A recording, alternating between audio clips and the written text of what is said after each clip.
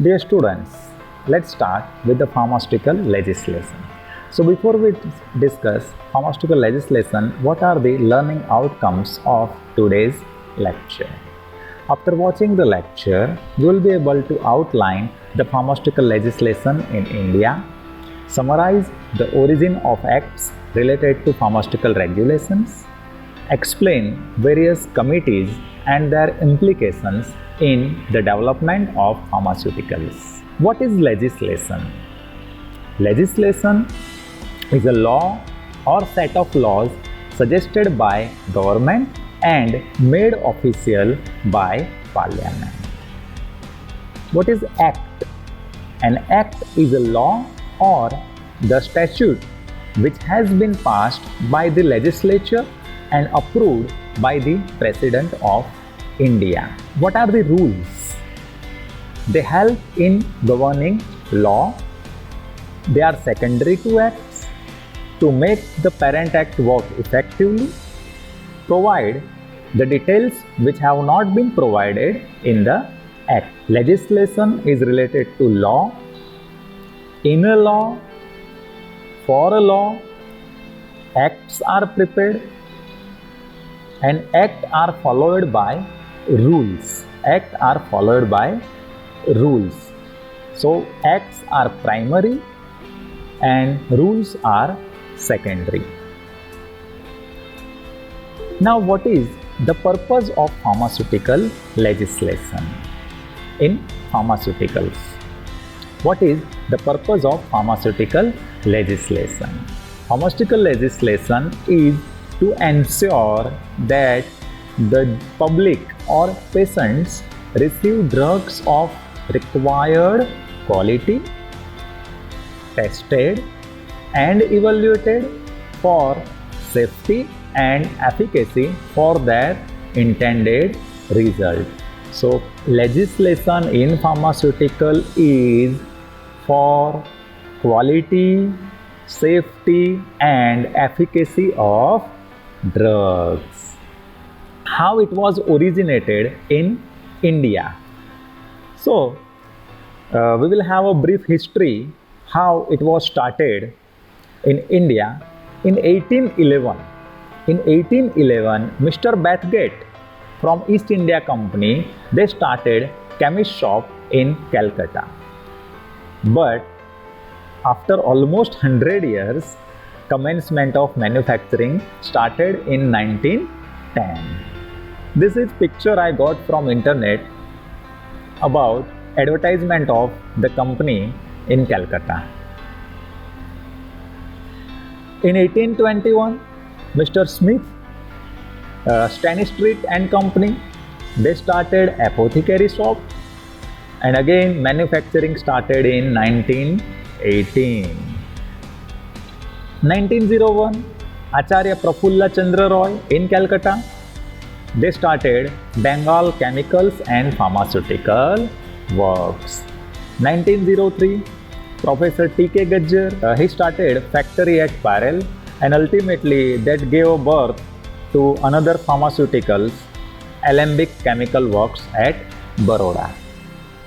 So these were the how some of the pharmaceuticals or chemist shops were started manufacturing. Now, what were some drawbacks or some problems or issues related to pharmaceuticals in India at that time? Because whatever units were there, they are few in number and they were not sufficient to fulfill the requirement of Indian public. And because of that, drugs were imported from the countries like UK, Germany, France, etc. Again, during First World War, cheaper drugs were imported from abroad. Again, there was also increased demand for indigenous drugs. So because of that, many companies, many firms, they come in a market and they grew unhealthy competition grew up, and Indian market was flooded with inferior quality, substandard and even harmful drugs. So these were the issues, and because of that, Indian public pressurized government to introduce effective legislation, effective laws to control import, manufacture, distribution and sale of drugs, because at that time there was no legal and effective control on pharmacy profession was there. So to have a comprehensive legislation, Indian government appointed Drug Inquiry Committee under the chairmanship of R.N. Chopra in 1931. So because of the chairmanship of R.N. Chopra, it is also known as Chopra Committee. The committee worked and committee recommended almost 90 things. So there were 90 recommendations by committee.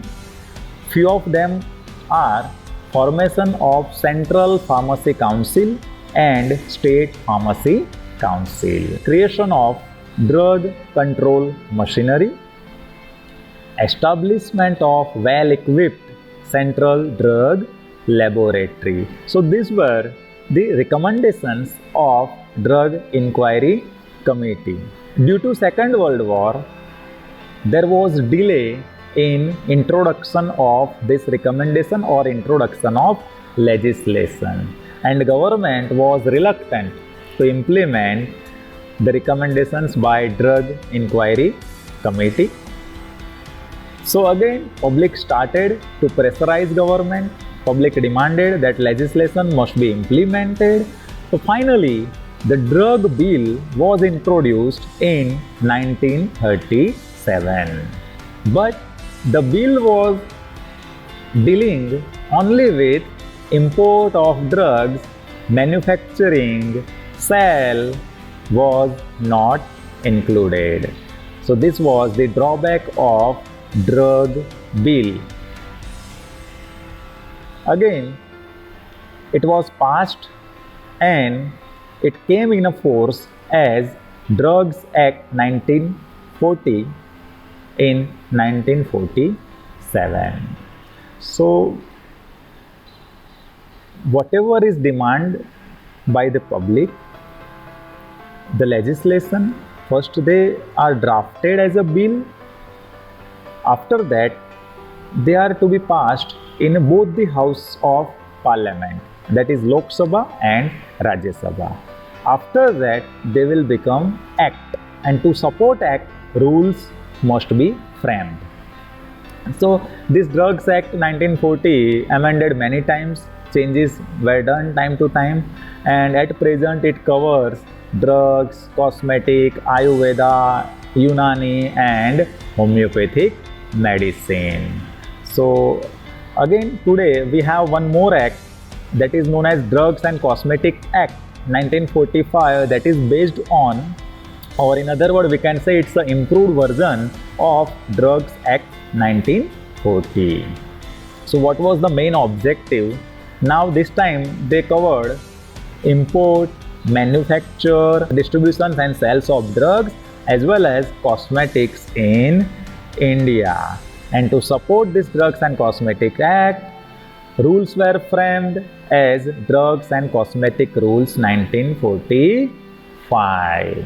After independence, some more act came in a legislation. Some important are the Pharmacy Act 1948. The role of Pharmacy Act 1948 is to regulate profession of pharmacy in India. Drugs and Magic Remedies Act 1954, that was to control certain types of advertisements related to drug and prohibit certain types of advertisement related to magic remedies. Some drugs are claiming, some people are claiming that by taking this drug you will be cured. So this kind of advertisement is prohibited by Drugs and Magic Remedies Act 1954. Another act, Medicinal and Toilet Preparations or Excise Duty Act 1955, to levy and collection of duties of excise and medicinal and toilet preparations containing alcohol, opium, hemp or other narcotic drugs. Then DPCO, that is Drug Price Control Order 1987, NDPS, that is Narcotic Drugs and Psychotropic Substances Act 1985, they came. Some more act that came in a legislation, Prevention of Food Adulteration Act 1954, the Industries Act, the Industrial Employment Act, Industrial Dispute Act, Factories Act, Indian Patent and Design Act 1970, the Trade and Merchandise Act, Merchandise Mark 1958, Epidemic Disease Act 1897. You might have heard in some news channel that Epidemic Act or Epidemic Disease Act is in action during this COVID-19 period. Shops and Establishment Act of different states. So this was about Drug Inquiry Committee and certain acts which were implemented during this regulation period. Along with DEC or Chopra Committee, some other committees were also framed. So we'll discuss one by one some important committees like Bohr Committee 1943. So that committee is also known as Health Survey and Development Committee. That was again by Government of India and chairman was Sir Joseph Bohr. What the committee recommended? So recommendations were All India Pharmaceutical Council and Provisional Pharmaceutical Council, which is also known as State Pharmacy Council. Like centrally for a pharmacy, we have Pharmacy Council of India, PCI, and different states, they have their own pharmacy councils like Gujarat State Pharmacy Council, Maharashtra State Pharmacy Council.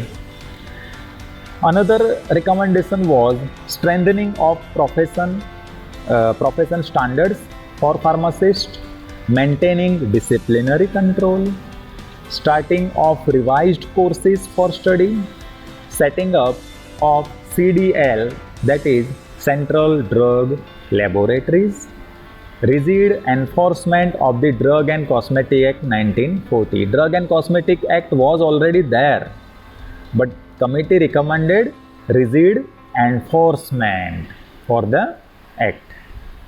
Another committee was Bhatia Committee. Again, that came in 1953 as a Pharmaceutical Inquiry Committee. Chairman was Major General S.L. Bhatia. They made a comprehensive inquiry into the working of pharmaceutical industry. And in June 54, their 212 recommendations have been implemented. Another committee was Mudaliar Committee in 1959. It is also known as Healthy Survey and Planning Committee. Chairman was Dr. A. Lakshman Swami Mudaliar. And they recommended inclusion of indigenous systems of medicine under purview of the Drugs Act, because till then only allopathic drugs were under the purview of Drugs Act, but other systems like Siddha, Unani, Ayurvedic, they were not under the purview of Drugs Act. So that is why this was recommendation by Mudaliar Committee.